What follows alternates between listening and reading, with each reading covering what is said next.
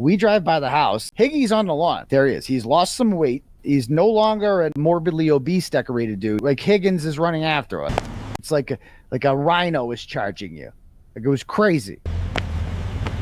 Trooper Proctor, you were notified. I am not Trooper Proctor. No, you're not. Sergeant Buchnick. Sergeant Buchanan.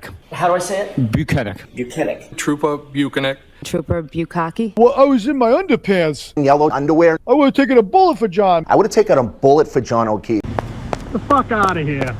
Chief Berkowitz, born through a tragedy.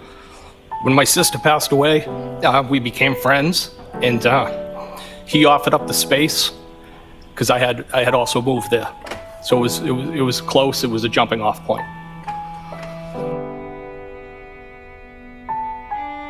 On the way back from Duncan's, we're like, oh, we're right near Sandwich. Oh, you know who lives in Sandwich? A certain decorated dude by the name of Brian Higgins. Brian Higgins. Higgy Bear lives in a town called Sandwich. No wonder he's so portly. And I'm like, okay. And I've been to Higgins' house before. It's a tourist attraction. Now, he lives on a little cul-de-sac kind of thing, right? It's like a street. It's a dead end with a little cul-de-sac at the end of it. And his house is on the left when you drive by. And then the only way out is you got to drive by his house again because you got to go to the cul-de-sac, turn around, and then his house will be on the right. We drive by, and I'm not driving. I'm in the passenger seat. We drive by the house, and I'm not even prepared for. I assume he's like hiding inside or some shit like that. No, Higgy's on the lawn. I'm like, holy fuck, there he is. He's lost some weight. He's no longer a morbidly obese decorated dude. Turtleboy's describing a face-to-face interaction with Higgy Bear over the 4th of July weekend. Like kind of like not like a healthy workout kind of lose weight, like a stress lose weight kind of thing. You know what I mean? Like the feds are coming kind of losing weight.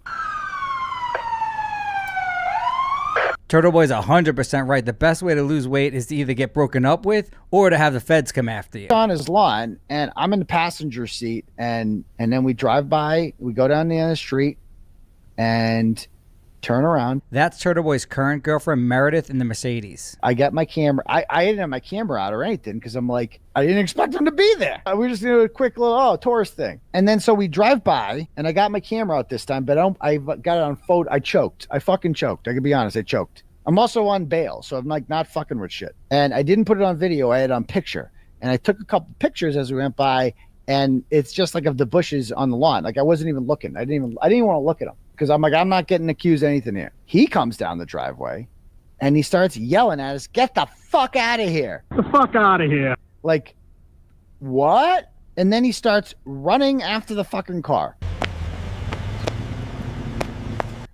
Like running. And filming the fucking car. I'm like, bro, this is like Higgins is running after us. Get the fuck out of here. So it's like a rhino is charging you. Like it was crazy. I'm like, well, this day just got fucking crazier. And he's got his camera out, so he's filming it. And I'm like, oh my God. But I'm like, is that video gonna make it on social media? So it says, whose car is this? Apparently, Turtleboy has beef with someone online, and they're the person that posted the video on X. Driving by and threatening violence on a state's witness down on the Cape. I know who was in the passenger seat doing a lot of the yelling. In fairness, that could be any guy with a turtle head. This is all being documented now. I didn't say a fucking thing. I didn't even look at him. I made no eye contact. I was like nervous. I'm like, oh my God, it's Higgins. I'm like, because I'm on bail. I got a hearing coming up. Very smart by Turtleboy. They taught us in the Boy Scouts, if the bear is black, fight back. If it's brown, get down. And if it's Higgy, you better jiggy. One day, I don't need any of this shit. I don't need any more, use intimidated witnesses. I'm not doing anything. I'm a passenger in the goddamn car. Whose car is this? Driving and threatening violence on state witnesses. There's no violence, no threats. There's also no state's witness. Brian Higgins is a witness to anything. The trial's over. It's just such a lie to say that there's violence and threats. I know who was in the passenger seat doing a lot of yelling. Well, if she knows who was in the passenger seat, it was me. So why isn't she saying my name? Those statements could be defamatory, and he should consult a licensed attorney in Massachusetts to explore those rights. It's Meredith's car. Like, mystery solved. She knew who it was. So there's that. She posts the video. I'm like, I know they're not going to post the video because the video is going to make him look like a douche and prove that this never happened. And here's the video.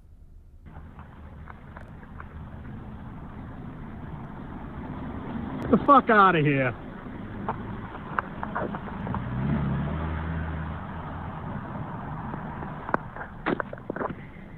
And then he ran after us. He goes, get the fuck out of here. Get the fuck out of here. Get the fuck out of here. Get the fuck out of here. I heard him yell, get the fuck out of here. Get the fuck out of here. I'm like, so one of two things. Either he does this to every single car that goes on his street, or he recognized me. There's only one of those two. And I'm like, I think he recognized me. Turtleboy's right. Because of the cul-de-sac, Higgy Bear not only gets 2 views of the car, they also have to drive pretty slowly. Had to have recognized me. Like, he must have his head on a swivel. Decorated dude. I'm a special agent with the United States Department of Justice, Bureau of Alcohol, Tobacco, Firearms, Alcohols, and Explosives. Down the Cape, I know that people go and visit Peggy's Lane all the time now. For a period of time, I rented an in-law apartment in West Roxbury. Okay, should I drive around W. Roxbury yelling your name? These are the text messages between Karen and Higgy Bear that we didn't see in the first trial. In the second trial, Yuri Buchanek had to read them, and he references his apartment in West Roxbury, where we know Karen and him met privately for the first and only time. Haha, no. Where are you now? Newbury. Do you really want to come over? Only if you want me to. Turn around on the street. Park at the top of the street across from the red minivan. Those are the instructions Higgy Bear gave to Karen as she approached his West Roxbury apartment. But look at the instructions. Does Higgy Bear have surveillance outside of his house and also his house on the Cape? I don't know. LMK when you're here. And I had my property on Cape Cod as well. You would like my spot at the Cape. I have a great spot for dinner and drinks down there. Are you there tonight? I'm a beach worshiper. Even if these guys never go to jail, which they should. I think that it was shortly after my sister passed away. So it was probably 2017 I purchased that house, and I sold it in January of 2022. Think of how much better my life and Karen Reed's life is than theirs. Karen Reed's going through a tough time right now, adjusting to her new reality, dealing with probably some mental issues. Totally get it. Not easy dealing with this stuff. But at the end of the day, she gonna be rich. I'm telling you, she can make a lot of money. She can make millions of dollars. Millions. And she deserves every fucking penny of this. Every single penny of this. And guess what? I don't know about I'll make millions, but I'll be making a bunch. And I earned every fucking penny of it. There are 3 major talent agencies, and you cannot call them on behalf of a client. You can't call them on behalf of yourself. The only way you can ever get represented by a major agency is they call you. I've had this happen to my clients as well. Once they become extremely famous, all 3 agencies will call you and try and sign you up. I went to jail. I worked my ass off for this fucking story. That's going to be our life. We're going to be starring in documentaries, having movies made about us. Both of us have signed movie deals. Both of us are going to be writing books. My fucking subscriber count has gone up, fucking exploding. They, as much as they want to act like, oh, he's nervous. Bitch, I'm fucking killing it. And that's not being bragging. It's just a matter of fucking fact. This has been huge for my career. I've seen this before, and my non-legal advice to Turtleboy would be strike while the iron is hot, because it does not last. Huge. But both of us went through a lot of shit to get here. I'm being charged with second-degree murder now? Vehicular homicide and leaving the scene caused death and or bodily injury. Oh, we did it. So that's our life. What are they doing? What are the decorated dudes doing? Well, Brian, last name Albert. It's fucking moving to Maine. It's some cabin in the woods in Maine. I would have taken a bullet for John O'Keefe. In the middle, not like fun Maine either. Boony Maine. Run out front in yellow underwear. You see Nicole Albert talk and how fucking miserable she is. Nicole Albert, but I was just picking up the area, cleaning, probably check the bathroom to make sure that was clean. Just my usual thing that I do, just picking up around the house. My mom got home and I know she went right to cleaning because she likes to clean. So she was in the kitchen picking up. My sister, Nicole, was in the kitchen wiping the counters because she's always cleaning. My sister was cleaning. Cleaning. She likes to clean. Because she's always cleaning. Kitchen. Cleaning. I'm so glad they're miserable. They should be. They're horrible people. They help facilitate the cover-up of a murder. Good. Micah Proctor's fat. Like crime. That's tough. Unemployable. Trying to get people to like him. Nobody likes him. Who else? Jen McCabe. Jen! Whose life goal it is to be liked by everyone, is universally hated by 95% of the population. The only people she can be friends with are people she would never have befriended before because she thinks she's better than them. And every time these people go out to a restaurant, they have to look around, or on a vacation, They have to look decent body around and be like, who's taking pictures of us? Do they think I'm a killer? Like, that's literally how they're going to live their lives forever. And Brian Higgins was the perfect example of that yesterday. The fuck out of here. That is how he's going to live the rest of his life, especially him, because him more than anyone after this last trial is like suspect number one. You better believe he is. And remember, this is a simple case to solve, and it was a very simple case to win. There were only 7 suspects that could possibly have murdered John O'Keefe. And if you exclude the kids and McCabe's, there was only one person that had the means, motive, and opportunity to do this. Brian Higgins. Brian Higgins. I have no independent recollection as you sit here today where Mr. Higgins was when you looked out the window, correct?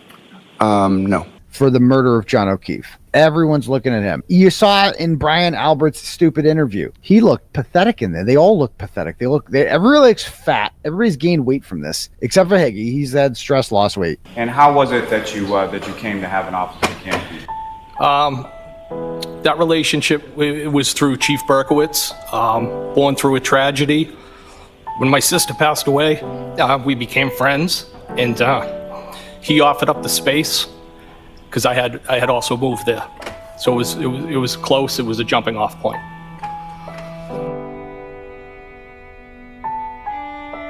Look gross, and he's on there being like, "Oh, well, I was in my underpants, Yellow underwear. I would have taken a bullet for John. I would have taken a bullet for John O'Keefe. But I wouldn't have put pants on for him. Oh, yeah, totally. Oh, this conspiracy theory is crazy. Guess what? Everyone believes the conspiracy theory. Everyone with the fucking brain. The only people who don't believe it are people you wouldn't even want to hang out with. Like, that's it. You got a bunch of losers on your side. Turtleboy makes a great point. Brian Albert is able to control the dopes in Canton. However, once we analyze this case, we find out that it's actually very simple. A murder occurred in a small amount of space, the house area, in a small amount of time, about 10 minutes, and there can only be 7 possible suspects. Even though we've already solved this very simple case, the authorities eventually will catch up to us and make the proper arrest. So you got a bunch of weirdos. I don't need to harass them. I don't need to intimidate them. Karma got them, and karma's going to continue to get them. Bukaki, I'm told. Yuri Buchanek. And you do see the name Buchanek, correct? No, it's misspelled, but I know they're probably referencing me. I'm being told by sources now, I have no proof of this, that he's being rehomed. Yuri has been moved out of the Norfolk County DA's office and placed in an administrative division where he will basically do nothing until he retires. He came across as the biggest dickhead ever on the stand. Ever. Trooper Proctor, you were notified. I am not Trooper Proctor. No, you're not. Sergeant Buchanek. Sergeant Buchanek. How do I say it? Buchanek. Buchanek. Trooper Buchanek. Trooper Bukaki? Bukaki? They have destroyed their lives, all of them. And some more than others. I guess Buchanek. Buchanek's life isn't destroyed because he'll still get a pension and they'll be fine financially. They're not. Trooper Bukaki? Bukaki? Trooper Bukaki? It's obvious solving crimes is not Buchanek's cup of tea. However, he can definitely make money as a male dancer. But the Proctors won't. Financially, they're fucked. And more than anything, all these people are used to running everything and being like the most popular and shit. And look at them now. I did that, and Karen Reed did that, and Alan Jackson did that. But more than anything, they did that. They can blame us all they want for pointing it out and putting it out there what they did. But ultimately, they made the decision to cover up the murder of John O'Keefe. How would you describe your relationship with John O'Keefe? I considered him a friend. And how would you describe your relationship with Miss Reed? Yeehaw!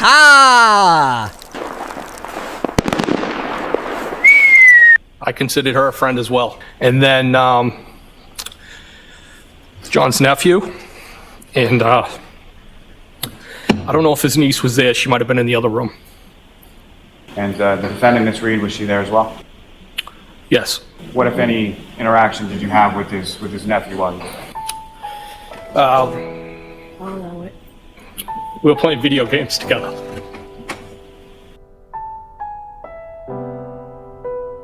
Please tell me I didn't break your nephew's video game. If I did, I'll replace it. Did I throw a controller or some shit? We know the attack on Turtleboy this weekend was not Higgy Bear's first violent encounter. He testified that while he was playing a game with a minor, he drunkenly slammed the video controller and probably broke it. Despite their cuddly look, we know that Higgy Bear is violent and has a propensity to attack, and luckily for Turtleboy, he was able to get away, but next time he may not be that fortunate.